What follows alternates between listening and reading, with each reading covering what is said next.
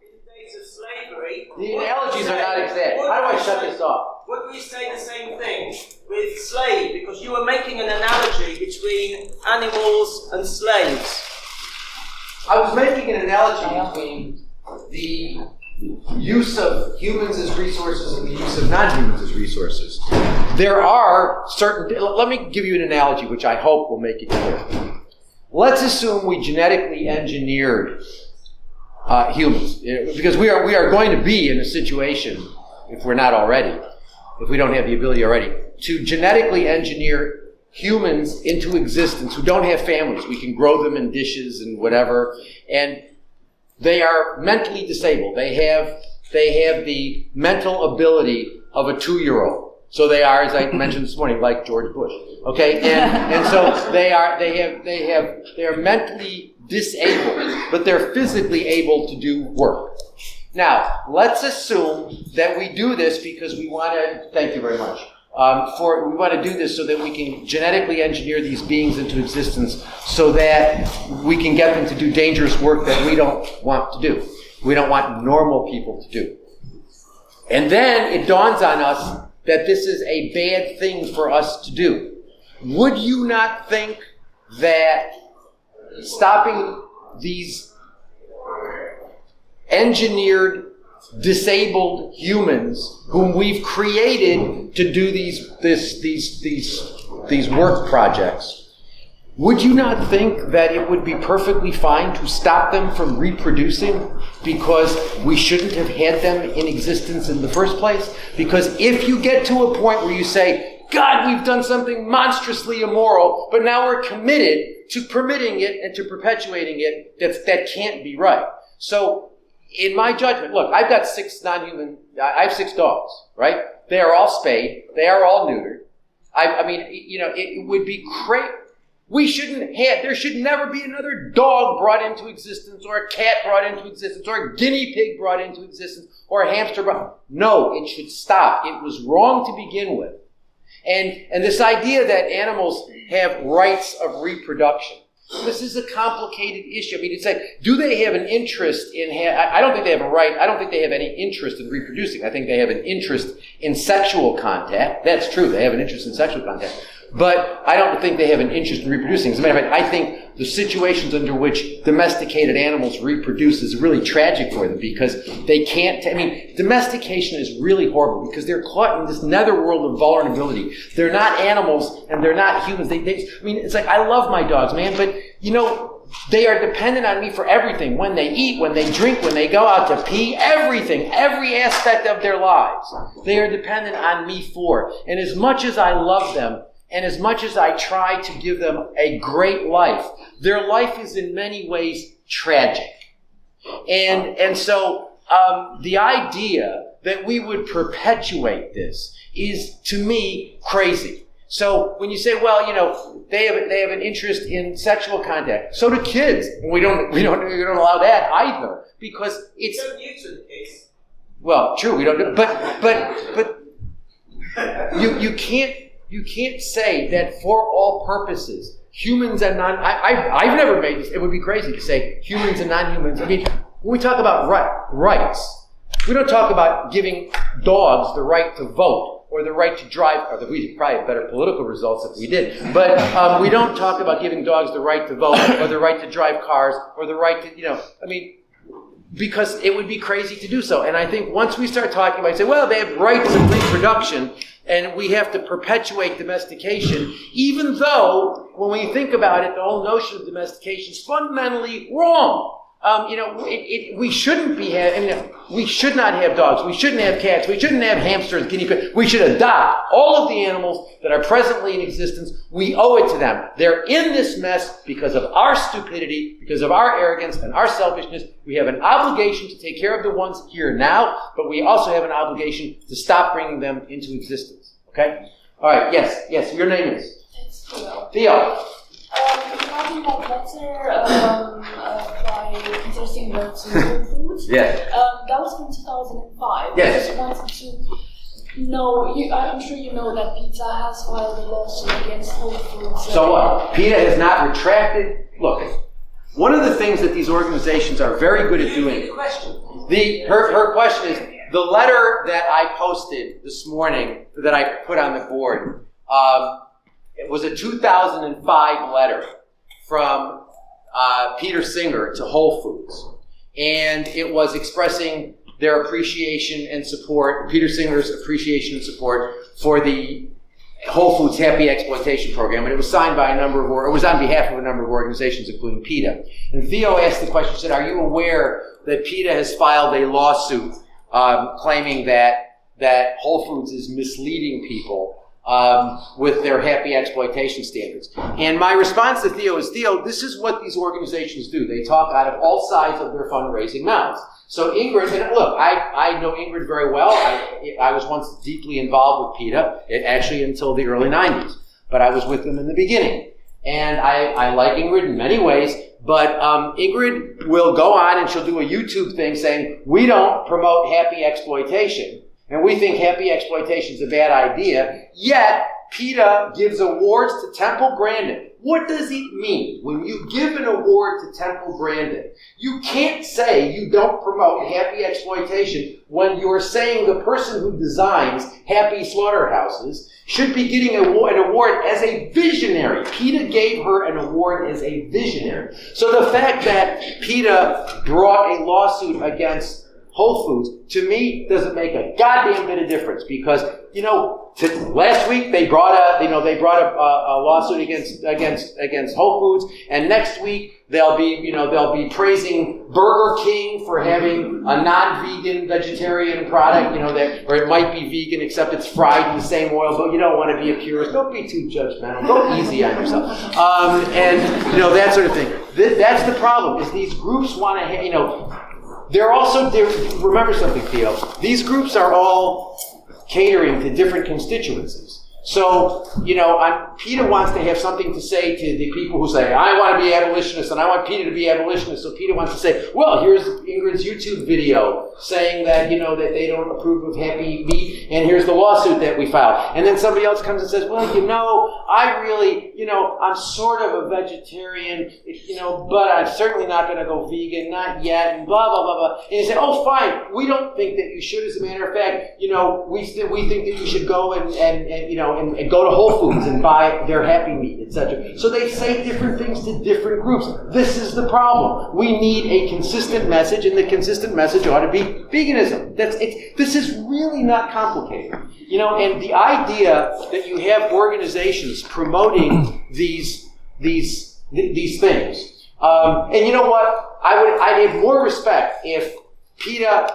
publicly retracted that 2005 letter, as far as I'm concerned, historically, was a disaster, because what it was the inauguration of the happy exploitation movement. It was basically a statement by the father of the animal rights movement, signed by all of the major U.S. groups, and Viva, when Viva had its U.S. arm, but it was signed by all of the major animal organizations in the United States, basically saying, we embrace the animal compassionate standards. As far as I'm concerned, that was the beginning of the end in terms of the animal movement. That was a devastating, and it was intended to be public. As a matter of fact, it was on the Whole Foods website for like 2 years. And when Peter was interviewed about it, and the person who interviewed him said, you're aware that Whole Foods is using that letter to promote happy meat. And Singer said, well, we didn't expect him to put it in the filing cabinet. I didn't expect John to put it in the filing cabinet. We sent it to him to use. So I think this is really, really problematic. And the fact that, if PETA really were serious about this, they would stop giving awards to Whole Foods. They would stop giving awards to people like Temple Grandin. They would stop telling people, go to McDonald's and eat the non-vegan burger that is fried in the same fat, on the same grill or fried in the same oil as the animal products are, with the bun that's got, milk in it, etc. They would stop encouraging people to do that sort of stuff. They would publicly withdraw their support of that. They don't. They haven't. As a matter of fact, I was at a conference in March, and there was a PETA person there, and I gave a talk similar to the one I gave, so it was different, but it was similar to the one I gave this morning. And there's a PETA representative there. And she was saying, well, but we are critical of Whole Foods. It was before they filed a lawsuit. And I said, have you retracted have you publicly stated that you withdraw your support of that? And she said, but I said, have you publicly? No, we haven't. As far as I'm concerned, I don't care what they do.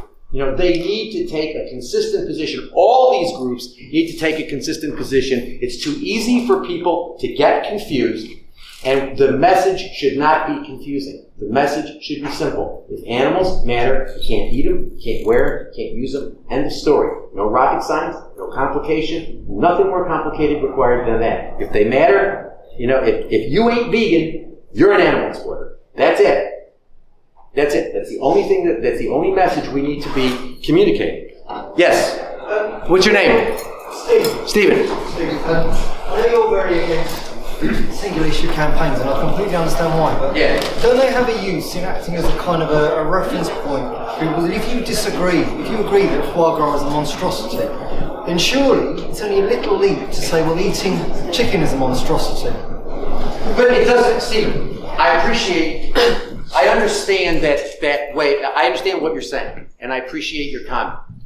It doesn't work that way, though, because the campaign is basically saying foie gras is bad, and it's more morally acceptable to eat these other products. So what you are saying is that I'm going to stop eating foie gras, and then I'm going to start agreeing that it's morally unacceptable to eat these other products. And I think that's unrealistic. I don't think it works that way. And I think if you look at the history of single-issue campaigns, you'd be hard-pressed to find one where you saw... See, if that were true, you would see some sort of pattern. We've had single-issue campaigns for a long time now. I mean, these are not new. And so we've had these campaigns for a long time now. And they haven't really significantly changed anything. I mean, the perfect example is the fur campaign. The fur campaign has been a hideous failure. Look at these other campaigns. I don't care which one you take. Because that's always the argument. The argument for single-issue campaigns is that they're gateway things. That people, it brings people in and then it changes them. And the answer is, okay, where are they? I haven't found them. I don't see these changed people.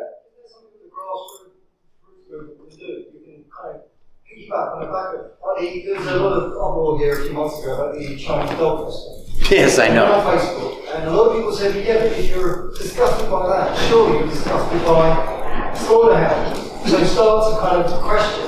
So don't leave the campaigns do whatever they do, and then the grassroots movement kind of dive in. Well, the problem is that the grassroots movement doesn't have the same ability to get that message out as the large groups who have multi-billion-dollar budgets, right? So if they're I think that those dog things, the dog meat things, I think they're horribly racist. They're really racist. I don't know if you were paying attention to those campaigns. The Asians were like, they're barbaric people. We're good people. We eat chicken and cow. They eat dogs. They're bad people. And I thought that was a really problematic campaign. And it really does convey the idea that eating steak and eating chicken and eating fish is morally acceptable, whereas eating dogs isn't. And you can say, well, but can't we come in and say, I do that sort of thing, but I don't do it. As a matter of fact, and I get crap for it. When we had Cecil the lion, right? Cecil the lion, everybody was like all upset about Cecil the lion. I said, okay, he had a name. Whoa, that's important. Was it bad that the guy, the dentist from Minnesota, wherever he was from, that he killed Cecil the lion? Yes. But so I wrote this. As a matter of fact, I did a few television things. I did a few essays, a few newspaper essays about how we should be upset about Cecil the lion. But if you're upset about Cecil the lion, you should be vegan. And what happened? Paul Watson from Sea Shepherd wrote this essay in which he said these purists who have to tell everybody that they got to be vegan is problematic. To which I responded by saying, well, yes, but if you think that whales matter more than chickens, which he does, then that doesn't surprise me that you fetishize whales. I don't. I do piggyback on those things. But I don't do them as single issue. A single issue campaign is, by the way I'm using that expression, The single issue campaign is when you focus on some animal product or some animal, they're generally products. Not always, but they're generally products. You focus on a particular product and you say, this is a bad product. And the message that is conveyed is the consumption of products other than this one is morally acceptable and makes you a better person. That's the problem. So when we have an anti-fur campaign, what we're saying is, fur is bad, but if you don't wear fur, it's better. It's more morally acceptable. I mean, I remember, when I used to do law stuff, when I used to do legal work, I would go represent people at fur demos. And, activists at fur demos, 95% of them, if not more, were wearing wool, they were wearing leather, and they're busy, calling women obscene names who are walking by with fur coats. And I said, enough of this, I ain't doing that anymore. And I stopped doing it. I stopped representing people at fur demos because animal rights people at fur demos were out of control. They basically would the sexist stuff that would come out of their mouths was horrifying. But they're all wearing, wool and leather. And there's no difference, it's like I have to hear about, Stella McCartney. This is that drives me crazy. The McCartney family is you got Paul McCartney. The most amount of hate mail I got, and I get a lot, believe me. I mean, you want to see. Actually, I was actually thinking of doing sort of a YouTube video where I sit and read some of the things that people say to me. It's really, it's remarkable. It's just people get. Name and shame. I'm sorry, what? What? Name and shame them. Yeah, no, I mean it's okay. I mean some of them are funny, but people got the thing that people got most upset about was about 2 years ago. There was a McCartney poster at Thanksgiving time, and it was about not eating turkey. And I wrote a comment and I said, this guy is a vegetarian. He consumes animal products. He makes money. I mean, the whole Linda McCartney line, is got dairy in it and stuff, animal products. And I don't know what his relationship with that is, but he has profited from that. And I thought that this was just really outrageous. And I got thousands of nasty emails about, what are you, perfect? I said, no, I'm not perfect, but I am a vegan. And this idea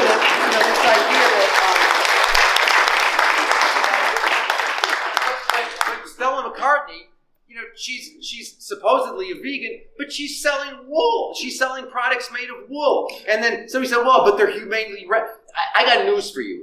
I don't know how much land she has in Surrey or Sussex or wherever she has. She does not have enough land to produce enough wool that is supposedly humane. But so I don't know where that wool's coming from. But wool is exploitative. I don't care where it's coming from. Wool is exploitative. We should not be promoting people wearing wool, but that's what an anti-fur campaign does.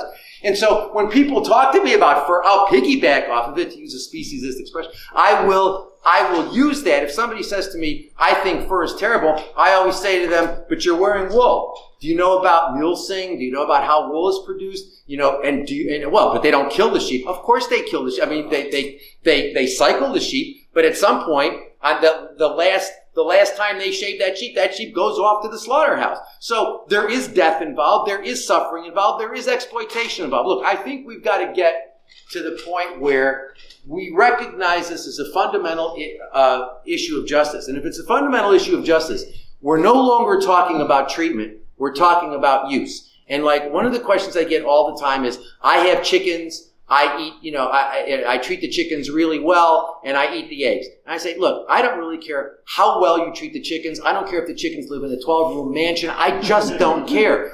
We have no business having these animals and using them as sources of food. We have got to stop that exploitation. I don't care how humane the exploitation is. Obviously, less suffering is better than more suffering. If you're going to own slaves, you ought to treat the slaves well, but slavery's wrong. And I think we just need to be sort of clear on that, because the problem is that we tend to, because we are all coming from a welfarist background, because that's the tradition of animal ethics in the Anglo-American world. It is animal welfare. We were all animal welfarists. Some of us still are. Many of us still are.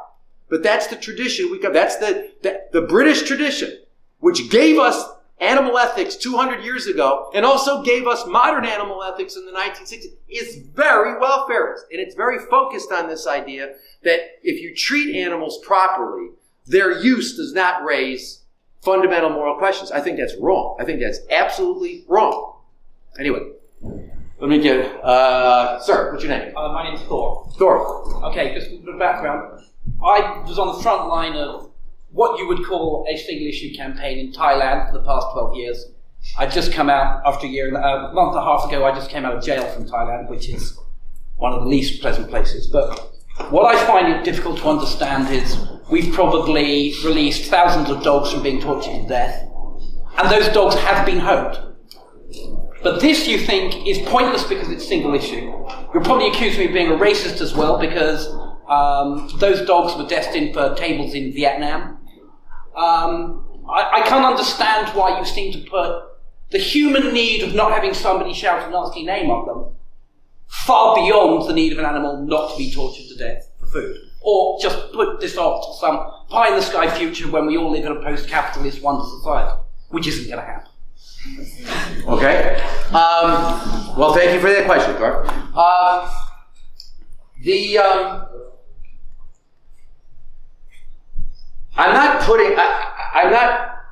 I think it's wrong to say that the people in Thailand or the people in China or the people in Korea are doing anything that is different from what we do here.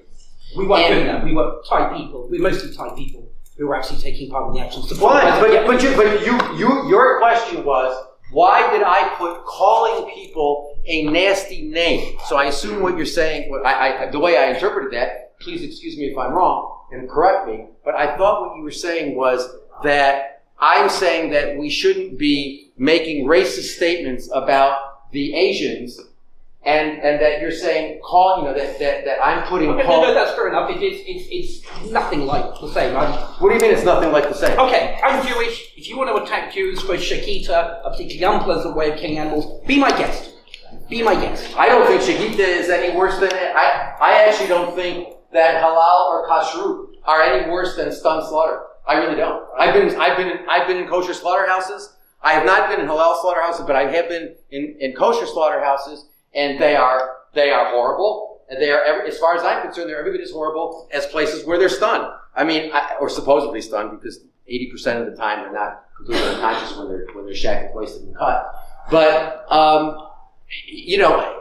the point is, we're not going to ever see any real change. I mean, if what we're doing, if what this is all about, man, is that we're getting people turned off to the idea of eating dogs, while those people are saying, go Thorpe, eating their hamburgers, what progress are we making? I think, Thorpe, we have to, it's not a pie-in-the-sky idea to say, we can change the world. I gave you the numbers. If there's 150,000 of us, in 10 years, we could have 76 million vegans in the United Kingdom. If everybody just convinces one other person every year. So all I'm saying is, we live in a world of limited time, limited resources. So why don't we focus on changing the paradigm, shifting the paradigm away from animal exploitation entirely? Because people in Britain are going to have no problem saying, oh yeah, the goddamn Asian people ought not to be eating dogs. Why? Because we fetishize dogs. I mean, people in this culture fetishize dogs. People in America fetishize dogs, fetishize cats. So what we end up doing is focusing on animals who are fetishized to the exclusion of the zillions of animals. I mean, I really don't know how many dogs the Asians eat, but you know what? My guess is it's a small fraction. No, it's small, but it's right, it's a small fraction of the number of animals that we kill. The number of chickens. I mean, God, it's mind-boggling, the number of chickens. And I don't know if any of you have ever been in a chicken slaughterhouse. I mean, all slaughterhouses are hideous, but chicken slaughterhouses they're horrible, horrible places. And they have I've seen these multi-story things where they have these rotating conveyor belts, and they what they do is they take the birds and they stick them in, they stick their feet in these clips, and then the birds go. They go through an electrified bath which is supposed to stun them. but it often doesn't. Many times doesn't. And then they go through a blade. The blade's all set at, the blade's supposed to, they're supposed to chop their heads off or cut their throats or whatever. But because they're all struggling and they're all different sizes and stuff, sometimes it just gets the top of their head. And so, oftentimes they're not killed. Then they go into a scalding tank to get their feathers off. And I was at a place some years ago where it's hard because so many birds are coming by, you can't really get an accurate number. But I would say 40% of the birds I was seeing going into the hot bath were alive. And I mean, it is mind-boggling, and I don't really care. I mean, it's like, do I think people should be eating dogs? And the answer is, of course not. But what troubles me is that sort of campaign has people who are eating chickens saying, those goddamn Thai people, or those goddamn Chinese, or those goddamn Koreans, and that bothers me. Yeah, but we're about rescuing individual dogs who are individual lives that experience individually, not a broad, we are liberating all dogs in the world. There are thousands of dogs, many of whom are alive right now. I have no problem. Look, if you want to go save dogs as part of a vegan effort, go ahead and save dogs as part of a vegan effort. The problem is that these campaigns are basically never, ever, ever explicitly vegan. Number one. Number two, how about saving some chickens? I mean, it's like, I realize they're not as much fun as to hang around with dogs, but, I can be on that too. all right. Yes, what's your name? Leah. I'm a vegan and also a French feminist advocate. Good. And I find that in my work, both the vegan movement and the feminist movement are strengthening my work. And I wonder if you can imagine a common grassroots movement between all those different social justice issues. And I'd be interested to know your views on those different social justice movements intersecting and strengthening each other. Anna and I have taught a course for many years at Rutgers University called Human Rights and Animal Rights. And we talk about racism, sexism, heterosexism, classism, speciesism. And I think all of those things are related. I think they're all wrong. I have actually, one of the things that, in 1989, PETA, and I was involved with PETA at the time, PETA came out with the I'd rather go naked than wear a fur thing. And I objected to that. I was the only person who was in sort of the little inner circle there who objected to it. And I remember I said to Ingrid, as long as we're treating women like meat, we will continue to treat animals like meat. This is a bad idea. We ought not to do it. At the time, I went to Feminists for Animal Rights, which was a new group, and I asked them to support me. They would not, because Ingrid was a woman, and they would not take a position. They didn't take a position against that until 1994 about it. I do agree that I think that all forms of discrimination are related. I think the relationship between speciesism and sexism is particularly similar. Because, for example, in pornography, I was having this discussion with somebody earlier today. When we consume pornography, we are not the personhood of the object of our sexual energy or whatever is no longer a person. We consume body parts. And it's sort of, there's really no difference between consuming, you consume pornography, there's no longer a person there. You're consuming body parts. In the same way that when you go to the store, you buy the chicken, there's no animal there anymore. It's a body part in a styrofoam, thing with plastic over it. And I think the relationships between sexism and speciesism are really on point. And I spent a lot of time in the course talking about that. We have them read like Catherine McKinnon and Andrea Dworkin. When a lot of people don't have students reading that stuff anymore because they think it's too radical and I think Andrea Dworkin was totally on point in a lot of ways. So was Catherine McKinnon. I do think those things those relationships are important. The bottom line is we otherize. And it's something that we white guys do really well and have been doing for a long time. is otherizing people of color. We need to stop otherizing women. We need to stop otherizing gay people, trans people. We need to stop otherizing disabled people. We need to stop otherizing non-human animals. We need to just stop that otherization. The whole idea of drawing lines, gotta stop. It's something that we do, and it's violence. As far as I'm concerned, it's himsa, it's violence, it ought to stop. Okay, you, yes, sir, what's your name? Mark. I appreciate your focus on grassroots movement. If there was going to be an organisation that was going to seek to change the paradigm, what would be the most effective thing that organisation could do? Never have a donate button anywhere. I mean, look, I think once you turn these things into businesses,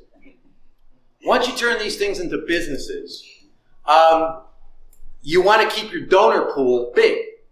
And so you keep your donor pool big by basically not taking any hard lines. So you basically say, oh, well, you want to eat less meat? God bless you. Come in. And, you want to eat, you want to eat the same amount of meat, but you don't want to eat kangaroo? Fine. Come on in. And basically this idea that we want to keep our donor pool as broad as possible. I understand as a practical matter why people want to do that. It costs a lot of money to run these organizations. But I think once you're starting to take a salary, I mean, I always tell people when they say, I want to get a job, I want my career to be in animal stuff.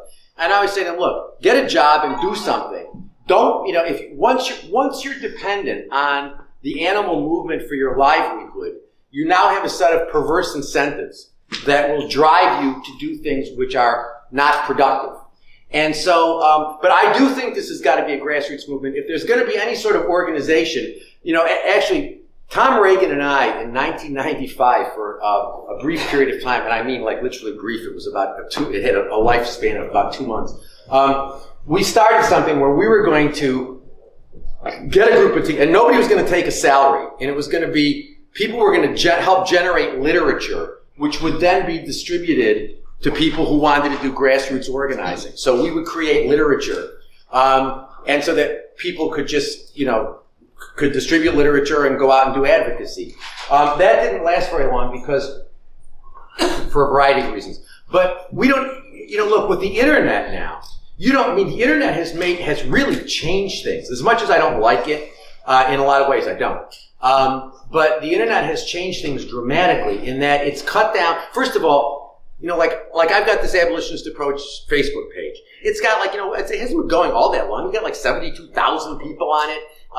And I've got a great staff of moderators, including some people who are here, and they're all everyone's a volunteer. We all and we've got this webpage, theabolitionistapproach.com. We've got howdoigovegan.com. No one's making any money off of this, and we're creating literature, and now you don't have to print it, and people can print it themselves now. So there's no need really even for a central organization that's going to produce literature. We can do this stuff. There's something called the International Vegan Association that was started by a friend of mine named Dave Langlois, who's a really, really talented fellow. He's not taking a salary. He's an ethicist, and he just does. We all do this, in our quote spare time.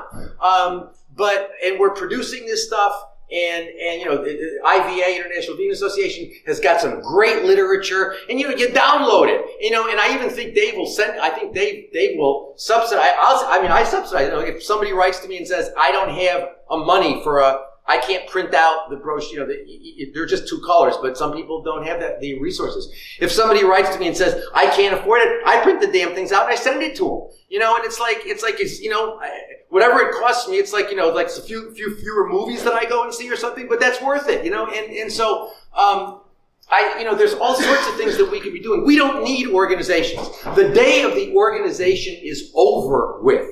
These charities are not going to, charities have perverse incentives. They want to keep the donor pool large, so they moderate their position. We've got to have a very clear position, and it's got to be a radical position. And I really mean radical in the sense, radical means getting to the roots, okay? And what we need to do is to get to the root of exploitation. We don't get to the root of exploitation by perpetuating happy exploitation or by being anything but 100% clear. And so I think, and I understand what a lot of people, I understand that, I'm sure that, I don't know what Tony's going to say when we talk in a little while, but I'm sure that Tony shares the view that, we can use these campaigns to sort of piggyback. But the problem is, while we're creating these campaigns are perpetuating exploitation. Maybe they can be used in some useful way, but whatever useful way they can be used in, we don't know what those useful ways are. But we do know that the campaigns themselves are continuing to perpetuate exploitation and perpetuating the idea that foie gras is worse than steak or fur is worse than wool. Yes, what's your name?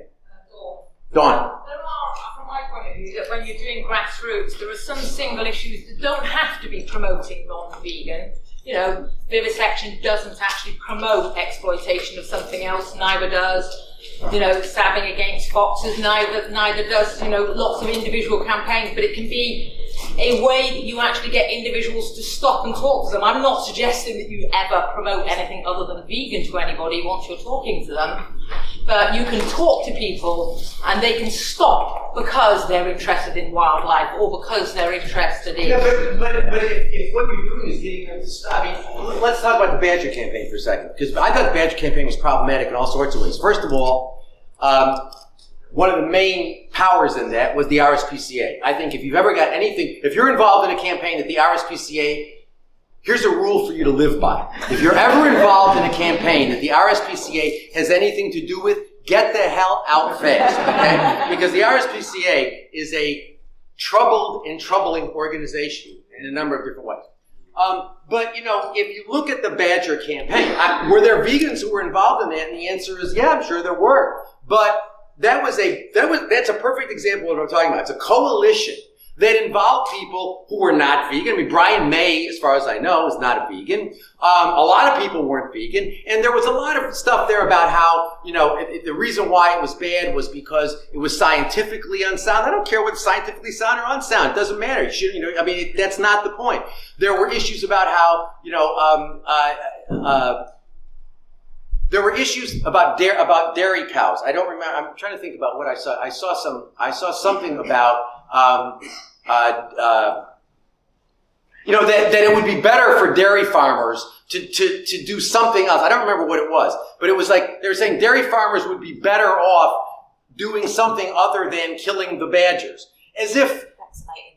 Vaccination of the cows. That this was, Brian May was busy talking about vaccination of cows. So I think that was a problematic campaign to be involved with.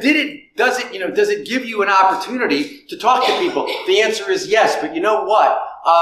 Talking to people about veganism, this may surprise you, but it is not nearly as difficult to talk to people about veganism as you might think. Because everybody agrees with the idea that it's wrong to inflict unnecessary suffering on animals, and what you need to do is to get them to see that their commitment to that basic moral principle commits them to veganism, and it does, without doubt. I have no problem. I have no problem engaging people. It happens all the time. Like I'll be at the supermarket. I've got my, I eat a lot of raw stuff, so I have 6 heads of kale in the cart. And somebody, as a matter of fact, right before I came over to Britain, I had gone shopping and I'd gotten some, I had a lot of vegetables in the cart. And a woman in back of me says, "You eat healthy?" And I said, "Well, I'm a vegan." And she said, "You are." She said, "How do you get your protein?" And I get the question, where do you get your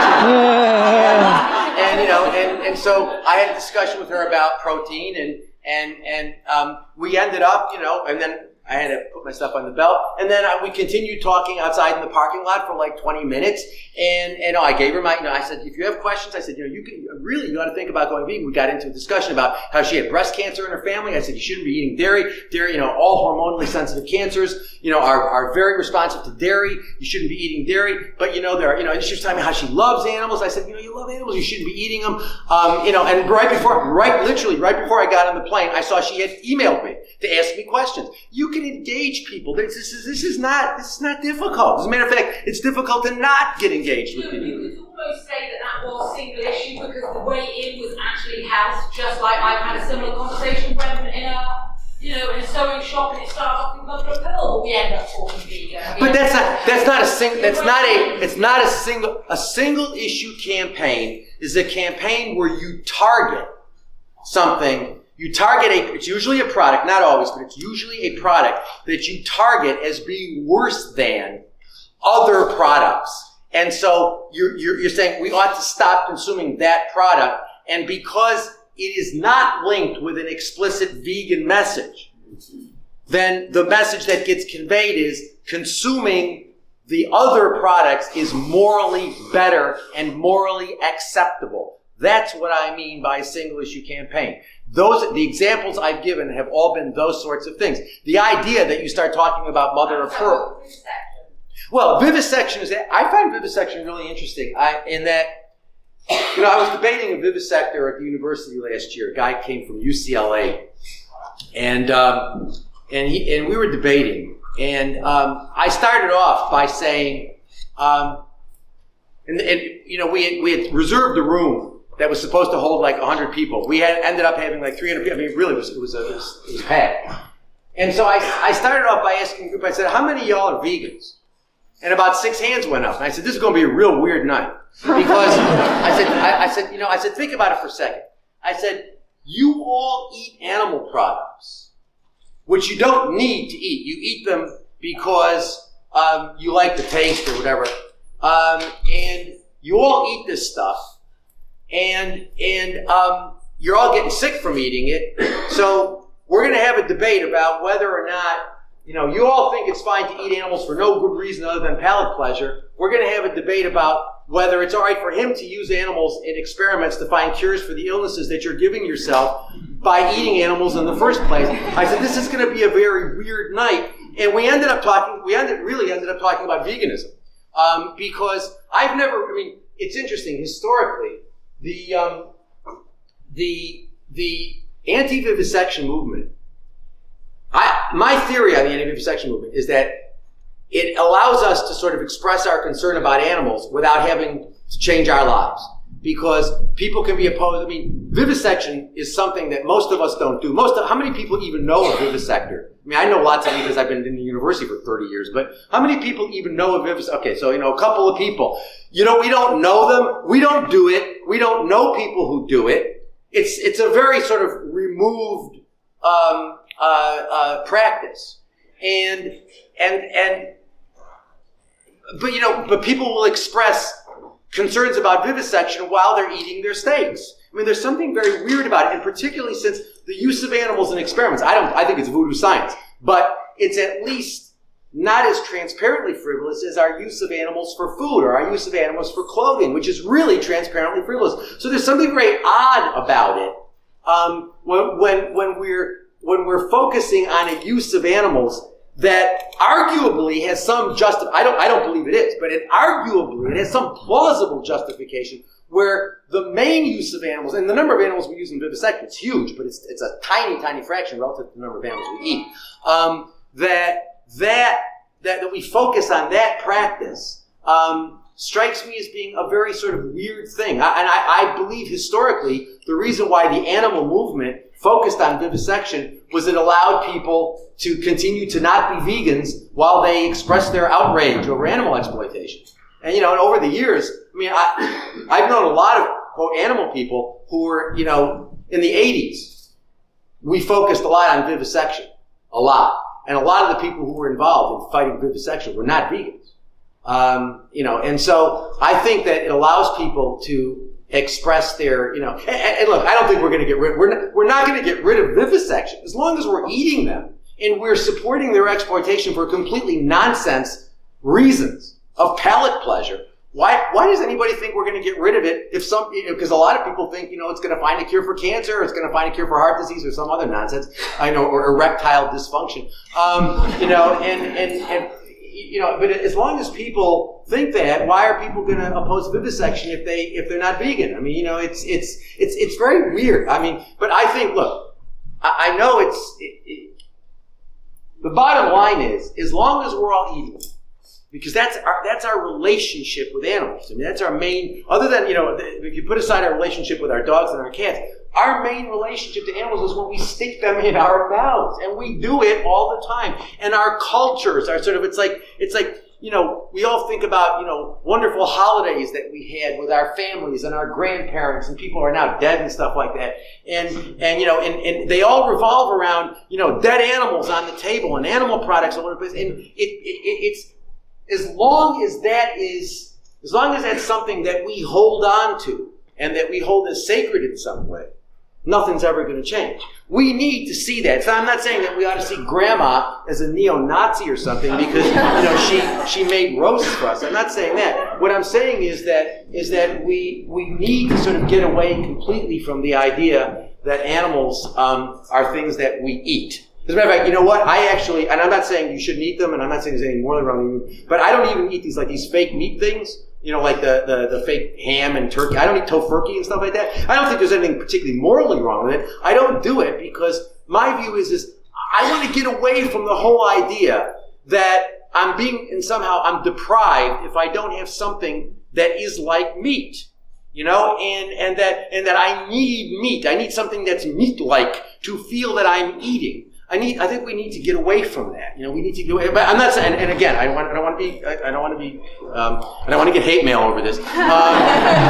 Y'all want to eat tofurkey? Eat tofurkey. I'm not saying you shouldn't eat. I'm just saying we need to get away from the symbolism of animals as food in every way that we can. Let me get somebody who has it. Yes, you. What's your name? Hi, my name is Diana. Diana? Diana. Yes. When I talk to people a lot online, especially, people tend to come to me and say, not everyone in the world can go vegan. And so in a way to discredit, the whole point of going vegan. What do you mean not everyone? What they mean is that some communities either don't have access to the crops that allow them to have the nutrition, or that some minorities are so oppressed that they don't have the emotional availability to care for animals. I find that, look, I teach in Newark, which is like, have you ever been in Newark, New Jersey? My recommendation is don't come unless you're armed. It's very, very dangerous. There's a lot of poor people. In America, we do poverty better than any place else in the world. And so, and I teach in a university with a lot of young people who come from that community. The idea that people who are exploited can't understand exploitation is nonsense. They understand it just fine. There are ways of explaining it to them that are problematic, that can be inflammatory and not helpful. But the idea that people can't understand this is wrong. Number one. Number two, the idea that some communities, what I hear all the time is, well, it's elitist to be a vegan. What nonsense! It's much. Does it cost more? Does it cost more money to be a vegan? Absolutely not. If you're going to go to Whole Foods and you're going to buy Boca burgers and tofurkey and all this stuff, that stuff, which is nutritionally useless and has lots of salt, is expensive. But eating a diet of fruits, vegetables, seeds, seeds, grains, etc., is always cheaper. And generally, the reason why some communities don't have those products to eat is because they're being grown so they can be fed to animals, so that people in Western countries can consume those animal products. So, the idea that we can't all be vegan is an idea that we need to reject. It's nonsense. We can all be vegan. If the world were vegan, we'd actually have fewer acres of land under cultivation. We could feed the world. 780 million people could live from the plant products that we grow in the United States alone, that we feed to cows, pigs, chicken, and sheep. 780 million. We could end world starvation. We could feed the world if we were all vegan. We've got time for one or two more questions. Yes, sir. What's your name? Stuart. Stuart. What do you say to the person who says they don't care? You go on to the next person, Stuart. Look, the reality is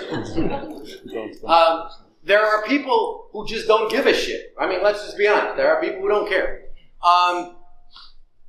And there's really, look, I really, I pride myself on having lots of logical arguments.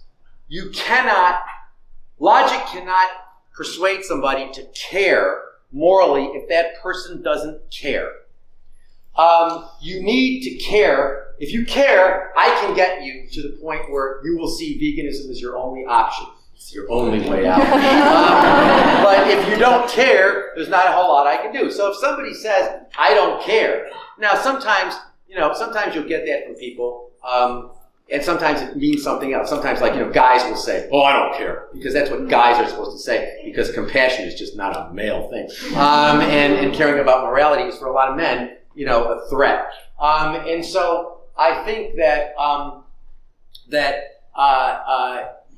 if somebody really doesn't care, then there's nothing you can do. But you know what? The good thing, that's the bad story, but the good thing is there's a zillion people who do care. And I look at everybody I meet, I'm not kidding you, this is the way I think. Every human being I meet, I see as a potential vegan. And I look at every person I meet as a challenge. This person has the spark of morality within them. I've got to ignite it. That's what I should be doing. If I find out that they're in fact dead, that there ain't no spark, I move on to the next person. And I have to tell you, have I encountered people in the 30 plus years that I have been engaged in this fun project? The answer is, yeah, I have met some people who don't care. I haven't met a whole lot of them. I've met some. But most people do care. And our goal, our object, our responsibility, our obligation is to educate those people and explain to them why their caring has to translate into certain concrete changes in their lives. And, the nice thing about veganism is it's one thing we can all do. We don't need expensive campaigns. We don't need big organizations. This is something people can do right now. And there's this group, Direct Action Everywhere or something, and I talked with this guy on Bob Linden's show a couple months ago, and he was saying, well, veganism is harmful because it's not activist. And I said, sorry, Charlie, in my judgment, being a vegan is the most important activist thing you can do for non-human animals. I mean, I hope it's not the only thing you do. I hope you go vegan and then you educate other people about veganism. But the idea that going vegan is some sort of useless act or sort of, that's nonsense. It is the most important thing you can do to help non-human animals is to go vegan. And I hope once you do go vegan, you will spend your time and your energy. And it's not, you don't have to, some people are just some people don't like interacting with large groups of other people. Okay, fine, so don't do that. Some people are not really comfortable in certain social situations. Fine. But everybody's got friends, everybody's got family. You got family, you got friends, you got lovers, you got partners, whatever. Talk to everybody you can. Never, ever, ever, ever let an opportunity go by, where you don't talk about this. I mean, yes, I do this in large groups, but I do it every day with every human. When I made the plane reservation, when I made the damn plane reservation with British Airways, I got some, which was very pleasant. And I said, I want a vegan meal. And I said, no, I don't want, and she said, yes. And I said, no, and I really mean this. I said, I don't want anything on that tray that's got any animal products. I don't want any creamer that's got casein in it. And she said, well, you're very strict about this. I said, no, I'm just a vegan. And she said, and we got into a discussion. And Anna was in the other room and she was laughing. And she said, you're the only person who can spend 40 minutes on the phone with British Airways talking to this woman about veganism. And the answer is, I will talk about it with anybody who doesn't walk away.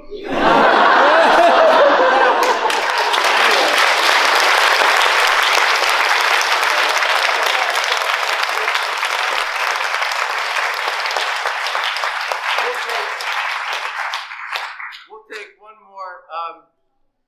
You, sir. Hi, Paul. One of the most divisive arguments I see within vegan communities is that of the subject of palm oil. And What? palm oil. Palm oil. And people saying that you can't be vegan if you consume palm oil, which I don't agree with. And I'd like to hear, I've seen you write about it, but it would be great to hear your view on that here. I should have actually mentioned when I said the things I get hate mail about. I forgot about palm oil. Yes, palm oil. Palm oil is vegan. It harms orangutans, or at least some of it does. But all this is where I really am attracted to the philosophy of the Jain community. Are you familiar with Jains? Okay. And one of the reasons why I like the idea of Jainism, or I like what I've learned in Jainism, is that it teaches us that all of our actions, everything that we do, has adverse consequences.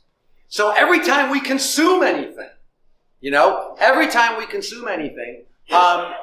we're harming somebody, human. It's like, how many people are killed in the petroleum industry? We use oil, we use gasoline, we use oil products. People are harmed in the petroleum. Everything, every product we consume involves some harm, which is one of the reasons why we need to consume. All of us need to consume a lot less. And I actually am very conflicted. When Tim invited me to come, I was happy. I wanted to be here with y'all, and I thought it was important because VegFest has been really welfareist until recently. The abolitionist message has not been here. And so when Tim said, I really want you to come, but I have to tell you, flying on an airplane creates issues for me because, it has environmental consequences. I would much rather, frankly, I would prefer to do these things by Skype. I do quite a few of these things by Skype. I lecture all over the world by Skype. But I think we all ought to consume as little as possible. Every time you're going to buy something, you need to ask yourself, do I really need that? And 90% of the time you're going to say no. You're just buying crap. And we're a materialistic culture. We are really materialistic. We associate the value of we associate inherent value with material objects, which is dangerous. It is deadly. It's deadly. And so I think, whatever oil, you consume, whether it's olive oil or soy oil or corn oil or whatever the hell oil it is, animals get killed in the process. The fact is we fetishize orangutans because... what about the subject of being endangered? Does that... No, I don't... Who endangered? We can't... that's not... As far as I'm concerned, endangered animals have no greater moral value. The last elephant, as far as I am concerned, has no greater moral value than one of the 80 zillion chickens that we kill.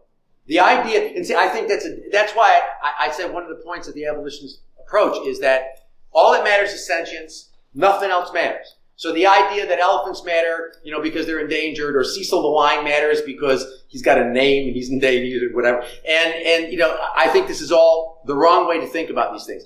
I think as far as palm oil is concerned, do I care about the orangutans that are harmed? Yeah, I do. But I also care about all the other animals that are harmed, in all other production of all other foods, which is why we ought to consume as little as possible. We all need to be eating less. We all need to be buying less crap. We all need to be participating in materialism much less than we do. And so I think that's a general. We actually have a section about this in the book that Anna and I have done about the abolitionist approach. We actually have a section about we need to be thinking about nonviolence in a much broader way. And we need to start realizing that all of our actions have consequences, negative consequences for other beings, human and non. And we need to be mindful of that, and we need to be taking actions to minimize that. But one of the most important things we can do right now, you don't need anything other than your will, is you stop eating them, wearing them, using them. And and I really mean this, and I would like to challenge everybody in this room. We got a good number of people in this room. Fine. Everybody, just make as your goal by October, what the hell's the date? October 11th, 2016. Convince one other person to go vegan. If we all did that, 10 years, we've got a vegan Britain. And we can do this. See, the problem is we are disempowered. We believe we can't do anything anymore. That, and to a large extent, we've allowed that to happen. But that's the reality. We can do this, but only we can do it. No one's going to do it for you.